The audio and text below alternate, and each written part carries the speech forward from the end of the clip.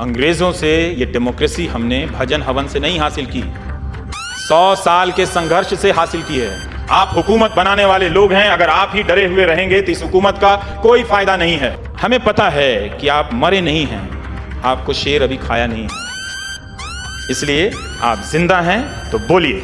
और अगर आपको डर लगता है सबके सामने बोलने में तो अकेले में बोलिए। फेसबुक पर बोलने में डर लगता है तो बाथरूम में बोलिए। अगर आपको ड्राइंग रूम में बोलने में डर लगता है तो किचन में जाकर बोलिए।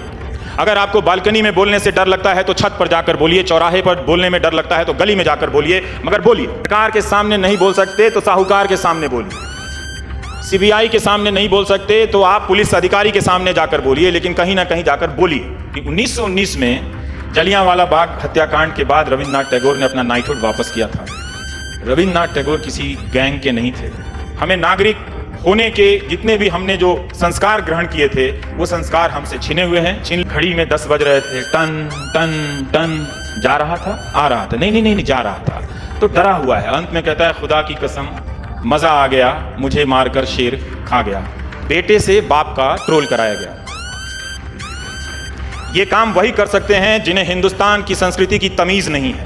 बोलोगे तो तुम्हारी बीवी को खड़ा कर देंगे, तुम्हारे भाई को खड़ा कर देंगे, तुम्हारे किसी पुराने सहयोगी को खड़ा कर देंगे। इसे कहते हैं ट्रोल। हमने जनता होने की पहचान छोड़ दी है। हम जनता होने का चेहरा गंवा रहे हैं, अपने चेहरे पर नेता का मास्क लगा रहे हैं। जब तक आप वोटर हैं अपने चेहरे पर किसी नेता का मास्क मत लगाइएगा, क्योंकि तब उसका सबसे बड़ा सपना पूरा हो जाता है कि वो जनता का चेहरा मिटा देता है। भाई हम लोकतंत्र में हैं। अगर आपकी समस्या है तो आप अपने नारों को, आवाज को बुलंद कीजिए। ये कोई गलत बात नहीं है। कपड़ा व्यापारी कहता है दिल से, कपड़े से जीएसटी को हटाओ। दिल्ली वाले मोदी जी सुन लो, आया है दर पे कपड़ा व्यापारी। तो ये आप ध्यान में रखिएगा, क्योंकि 1919 में जलियांवाला बाग हत्याकांड के बाद रविन्द्रनाथ टैगोर ने अपना नाइटहुड वापस किया था। रविन्द्रनाथ टैगोर किसी गैंग के नहीं थे, किसी अवार्ड वापसी गैंग के नहीं थे। जब आपातकाल लगा तो खुशवंत सिंह और भगत पूरन सिंह, जिन्होंने अमृतसर में एक बड़ा पिंगलवाड़ा बनाया है, विकलांग और अनाथ, शारीरिक रूप से जो कमज़ोर लोग हैं, अक्षम लोग हैं, और अनाथ लोगों के लिए एक आश्रम बनाया उन्होंने, और बड़ी उनकी प्रतिष्ठा थी। उन्होंने अपना पद्म पुरस्कार वापस किया। फणीश्वरनाथ रेणु ने आपातकाल में अपना पद्म पुरस्कार वापस किया। ये लोग कौन थे? ये लोग किसी गैंग का हिस्सा नहीं थे, लोकतंत्र की छोटी सी इकाई थे। जब भी इन्हें लगा कि लोकतंत्र के बुनियादी आदर्शों पर कोई खतरा है, इन्होंने खुद को डर से आज़ाद किया, वो पुरस्कार लौटाकर। आप इन्हें गैंग बताकर अपराधियों की श्रेणी में खड़ा करना चाहते हैं। आप बहुत चालाक हैं, क्योंकि असली क्रिमिनल काम आप कर रहे हैं। ये आप चुनावी जीत से इस हकीकत को मिटा नहीं सकते। चुनाव जीतने से सत्य मिट जाता तो इस दुनिया में चुनाव के साथ सत्य और झूठ की बहस खत्म हो जाती। दोबारा चुनाव नहीं होता, क्योंकि एक चुनाव से दूसरे चुनाव के बीच का जो वक्त होता है वो सत्य और झूठ के बीच संघर्ष का वक्त होता है। तो आप डरिए नहीं, उसके साथ लड़िए। और अगर आपको बहुत डर लगता है तो मैं नटवर लाल का एक गाना सुनाता हूँ। मेरे पास आओ मेरे दोस्तों एक किस्सा सुनाओ। इस गाने को घर जाकर सुनिएगा। पूरे गाने में आज के समय का डर का चित्रण है। म्यूजिक भी हुआ, घड़ी में 10 बज रहे थे, टन टन टन जा रहा था, आ रहा था, नहीं जा रहा था, तो डरा हुआ है। अंत में कहता है खुदा की कसम मजा आ गया, मुझे मारकर शेर खा गया। तो बच्चा कहता है खा गया, पर तुम तो अभी जिंदा हो। तो उठ के कहता है कि अरे लल्लू, ये भी कोई जीना है, जीना भी जीना है, जीना में जीना है लल्लू। तो हमें पता है कि आप मरे नहीं हैं, आपको शेर अभी खाया नहीं है, इसलिए आप जिंदा हैं तो बोलिए। और अगर आपको डर लगता है सबके सामने बोलने में तो अकेले में बोलिए। फेसबुक पर बोलने में डर लगता है तो बाथरूम में बोलिए। अगर आपको ड्राइंग रूम में बोलने में डर लगता है तो किचन में जाकर बोलिए। अगर आपको बालकनी में बोलने से डर लगता है तो छत पर जाकर बोलिए। चौराहे पर बोलने में डर लगता है तो गली में जाकर बोलिए, मगर बोलिए। सरकार के सामने नहीं बोल सकते तो साहूकार के सामने बोलिए। सीबीआई के सामने नहीं बोल सकते तो आप पुलिस अधिकारी के सामने जाकर बोलिए, लेकिन कहीं ना कहीं जाकर बोलिए। अगर आपको लगता है कि गलत हो रहा है तो आप बोलिए। आप हुकूमत बनाने वाले लोग हैं, अगर आप ही डरे हुए रहेंगे तो इस हुकूमत का कोई फायदा नहीं है। हम ये हुकूमत इसलिए चुनते हैं कि ये हुकूमत हमें बदले में एक आजाद जिंदगी, एक आत्मविश्वास और सम्मान से भरी जिंदगी देगा। इसलिए नहीं कि हमें रात के 10 बजे घड़ियों की टन टन बताकर हुआ करके डराएगा, क्योंकि हम अभी जिंदा हैं। इसलिए बोलिए, बोलना बहुत ज़रूरी है। आईटी सेल के ट्रोल से मत डरिए। हमारी भाषा में जो हिंसा आई है उसके रेखांकित करना बहुत ज़रूरी है कि इस भाषा में एक झूठ है, फरेब है, अफवाह है। और ये जो ट्रोल का लैंग्वेज जिसे राजनीतिक संरक्षण मिला है, इस भाषा ने हमें और कमज़ोर किया है। हमें नागरिक होने के जितने भी हमने जो संस्कार ग्रहण किए थे वो संस्कार हमसे छीने हुए हैं, छीन लिए हैं, हम डर गए हैं उससे। और इसे हम स्वीकार करते जा रहे हैं। जब तक हम इस ट्रोल की लैंग्वेज से, वो ट्रोल हमारे भीतर भी आ गया है, वो ट्रोल उनके यहाँ भी है जिनके साथ सत्ता का संरक्षण है, मगर वो ज़्यादा खतरनाक है जिनके साथ पावर है। उस ट्रोल की तुलना उसके जवाब में किए गए ट्रोल से आप नहीं कर सकते, लेकिन खराब दोनों है। अभी यशवंत सिन्हा ने एक लेख लिखा अर्थव्यवस्था के ऊपर, जवाब बेटे से दिलवाया गया। ये क्या था आपको पता है? ये ट्रोल है। बेटे से बाप का ट्रोल कराया गया। ये काम वही कर सकते हैं जिन्हें हिंदुस्तान की संस्कृति की तमीज नहीं है। ये नचिकेता और वाजश्रवा का बहस नहीं चल रहा था, कोई और बोल सकता था, फिर उसके बाद बेटा भी बोल सकता था। लेकिन ये बहुत खराब है कि बेटे का इस्तेमाल किया आपने बाप को जवाब दिलाने के लिए। नहीं करना चाहिए था। ये है ट्रोल, डराना। बोलोगे तो तुम्हारी बीवी को खड़ा कर देंगे, तुम्हारे भाई को खड़ा कर देंगे, तुम्हारे किसी पुराने सहयोगी को खड़ा कर देंगे। इसे कहते हैं ट्रोल, सोशल ट्रोल। ये ट्रोल की जो संस्कृति है, बनावट है, वो आपके परिवारों में पहुंच रही है।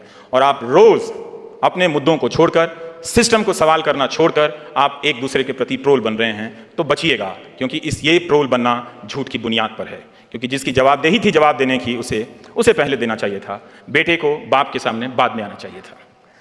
ये हुआ आपके देश में। ये इसलिए हो रहा है कि हमने जनता होने की पहचान छोड़ दी है।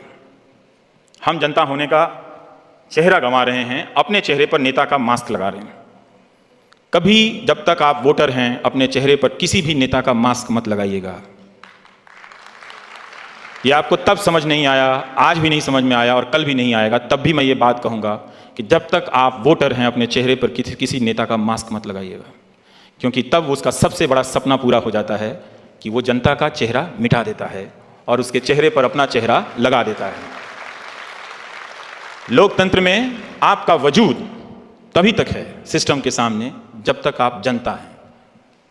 और जनता होने का जो पावर है वो प्राइम मिनिस्टर होने के पावर से भी ज़्यादा है। अपने इस पावर को इतनी आसानी से सरेंडर मत कीजिए।